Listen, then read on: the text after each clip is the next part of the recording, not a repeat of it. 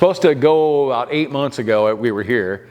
And for Dottie, my wife, she had a heart issue. They found it on the imaging.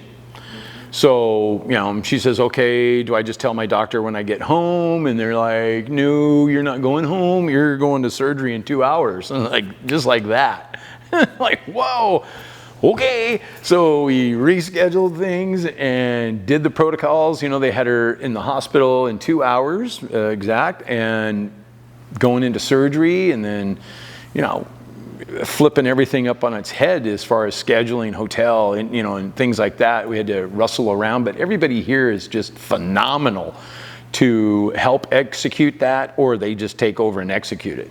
I mean, it's just, the overall review is that I wouldn't go anywhere with a second doubt for medical care, medical attention, anything than here, Renue. Because, it's off the charts. We've both experienced in the hospitals, she had a heart problem just before we got here again.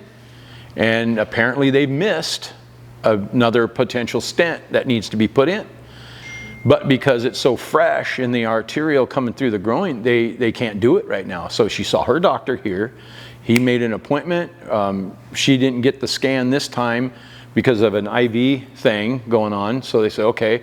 But then right away, he says, hey, I need to see her at my office. Anyhow, gets her over there, puts her on the treadmill, puts her under the stress test, everything. Well, she failed that test and told her, hey, hold on a second, there's something going on. But I can't go in right now because it's too soon. You're still healing and everything. So he adjusted her medication for that purpose. So again, it was very pointed, very precise as to the care, and explained everything in layman term. Some of us, doctors are way out there. We're just trying to understand the practicality, and gave it to us in detail. And literally just sat down and had a conversation, and I was like, wow, babe, who does this? We just experienced this stuff in the States. They whisk you in, you're a number. What's this patient? 744-3. What? I'm Robert Dietrich. What are we doing? And come in for 10 minutes, tell you, here's your meds, and see you later. And I'll just do a follow-up in 30 days, and you're going, wow. And here it was, okay, so we're trying to enjoy ourselves a little bit, go up to the pool, relax, play our games, because we love to play games. She wants to go in the pool. I can't. This is after surgery. And all of a sudden, something's going on. Goes to the restroom, got bleeding. Oh my God, is that the medication? It's 5 o'clock at night. And we're thinking, we're not going to be able to, I think it was Friday. So I'm thinking, oh gosh, we're going to go through the weekend. You're leaving tomorrow. Hold on. Who do we get in touch with? Natalie has made herself so available. And Caesar is just off the charts. He comes to my door the next day and, hey, you need to get something to eat, at my hotel. I'm like, dude, it's Saturday. What are you doing here?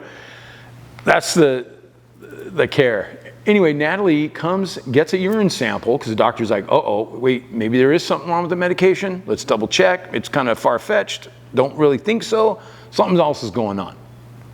The pool, the suit, leaving it on, whatever. Got some kind of bladder infection, urinary tract or whatever. One day it was over. But she came to the hotel, got the urine sample, went to the lab, got results, gave her the results, gave her a protocol, drink a lot of water right now, we need to flush. We need to monitor this, and I'll let you know in the morning. Let her know in the morning, hey, the medicine's okay, stay right on there. Let's just go with what doctor said, but drink a lot of water.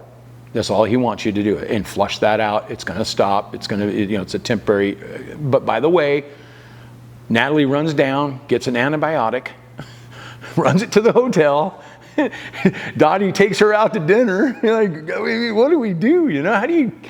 It's the service here is, like I say, every time I go home, it's amazing, because anybody I come in contact with, anybody says, Robert, how you doing? How's your knee? All through this whole process, I'm like, if there's anything you're sniffing wrong or something's wrong, just get down here and get checked out. These guys are phenomenal. Dr. Rosas, after the surgery, holds up his video and shows me the surgery. And, hey, this is your new knee. This knee is gonna outlast you. The only thing is the disc. That's 30 years. I'm like, what? And and then you put a new one in and you're good to go another 30. I'm like, well, it'd be nice to last that long, you know? I don't even know if the world's gonna last that long. But but my knee is gold. He said, you can fall down. Well, don't do that. But if you do, don't worry. Nothing's gonna break. Nothing's gonna dislodge. Nothing. Your main thing is do your rehab. Do your rehab. And I'm thinking, I'm running myself stir crazy in this dang hotel room. I'm trying to go up to the top of the roof, go watch the football game, go, watch the World Series. I don't even watch TV, but I'm stuck. My wife leaves.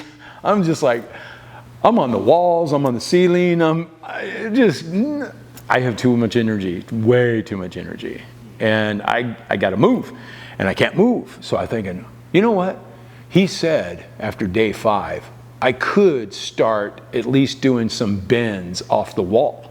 Turn around in the bed and put your feet on the wall, and now scoot up and then push yourself off, and then scoot up even more and push yourself off. So right now I'm probably comfortably, I'm tight, but I'm getting down to almost maybe 35-40%, on the bend. I'm trying to get to 90 so I can at least sit in a chair and, or sit in my truck so I can get back to work. And they're going, no, Robert. And I'm like, come on, man, I gotta go. And I got business, I got stuff to do. Yeah, you need time for you. And that's the hard part. You're right. That is my hardest thing, is to not worry about me. I'm worried about everybody else. I'm worried about my business, my customers, my kids, my wife, my church, I'm worried about all of that first. Because I think as long as I'm moving, I'm good.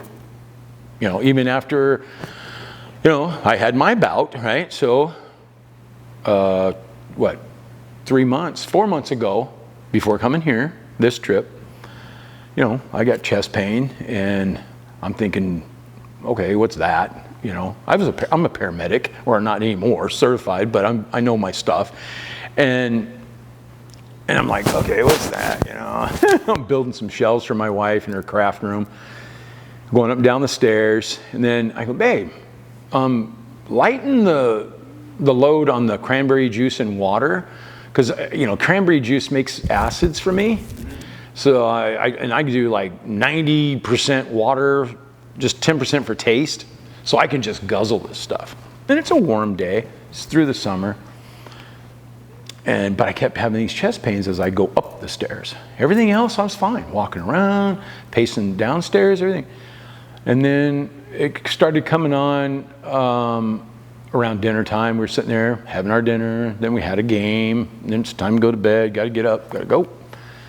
And so that night, Sunday night, 2 in the morning, so Monday early morning, man, I got woke up, sat up on the bed, and I'm like, dang, what the heck, And then I'm moving around, trying to, I'm thumping myself. I'm just like, what the heck?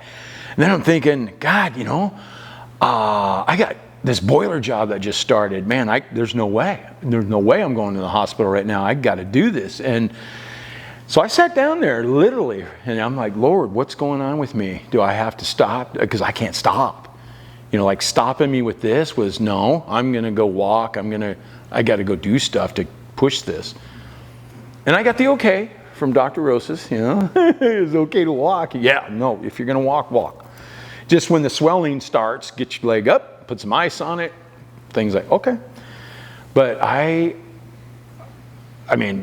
finally yelled upstairs and I said, babe, I think I better go get checked out. I think I'm having a heart attack. Well, in like a half a second, she's down the stairs, put the dogs away, in the car. I'm like, hold on, I got to get dressed. And she goes, you don't need to get dressed. They're going to put you in a gown. You're going to be naked. So get your ass in the car. And I'm like, oh, okay. So, all right, get to the car, wham, down to the hospital.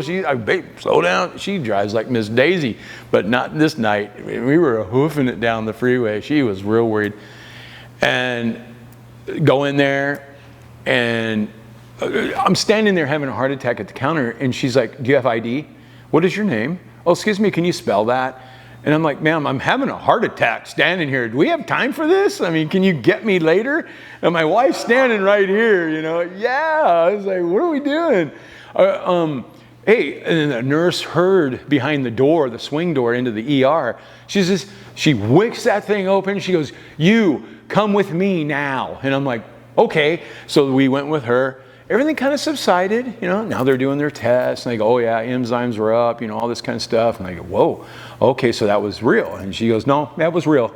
Yeah, and I'm like, okay. So off they, you know, take me to the new hospital, because this is just a local hospital, like a care center or something, you know, just local. So they don't do procedures or anything.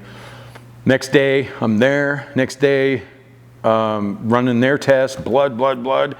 And waiting, and then Wednesday, go down, went in my artery, and you know, I'm talking to the doctor. I'm fully alert and awake and everything. They put me some slight sedation, but I got my wits about me and everything. So I'm waiting, right? He goes, okay, you're gonna feel like a pinprick, whatever. Okay, and that's to get going. So I'm sitting there, I don't know, 10 minutes, and I say, hey doc, are you in there? And he says, yeah, I'm in there, Robert. Why? And I go, well, what's going on? And he goes, well, hold on. He goes, I got something here. You're 97% closed on the Widowmaker. And I'm, what?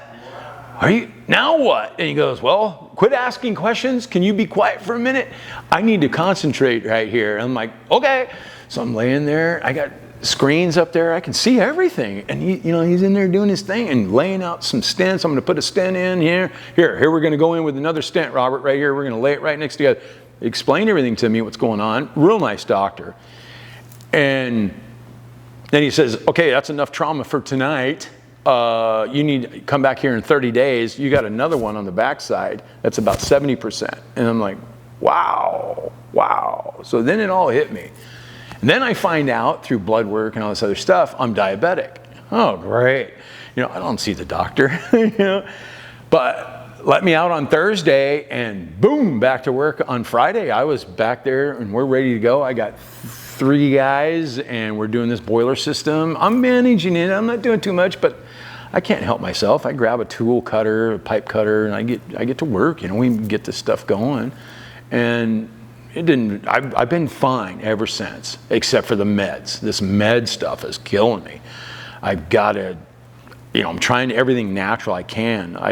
You know, Todd Herman is my savior in the radio broadcasting in the podcasting. I listen to his show every morning on the way into work, have my coffee, my bone frog coffee, get all my biooptimizers, and I'm getting berberine, I'm getting everything for the liver, the sugar. Everything that, you know, it comes on and it comes in increments of something new that's being launched in the market. He always kind of checks it out, and, you know, if it's good, if it's, you know, whatever. And I feel great when I take those. I feel like crap when I take the meds. Because I'm, you know, no drugs, I mean, I had my beers, but then I realized, okay, well, shoot, you know, there's 6 to 8 grams of sugar in a beer. I didn't know that. I really didn't care. I like the beer, you know. I'm not studying the. Yeah, you know. So then you start discounting all these sugars, and yeah, it was funny because I was telling Caesar. I said, Caesar, man, I've been eating so healthy and just so right and all this stuff. He goes, but I need some junk because my appetite is nil. My, you know, everything just runs through me from the meds. I just feel weak, and that's not me. I gotta, you know. So I wonder if I need some junk in there, like a McDonald's burger and fries. You got one down the street here. So I'm like, I need a burger and fry, brother. Take me down there. And if I feel like crap after that, I get it. I own it, but I just want that flavor and that taste, that yeast and, you know, that bad stuff. Because we've been eating really healthy. I feel good. I feel, you know, but it's those meds, man. I don't want to be on them. And I know food will change it. I know food will change it. And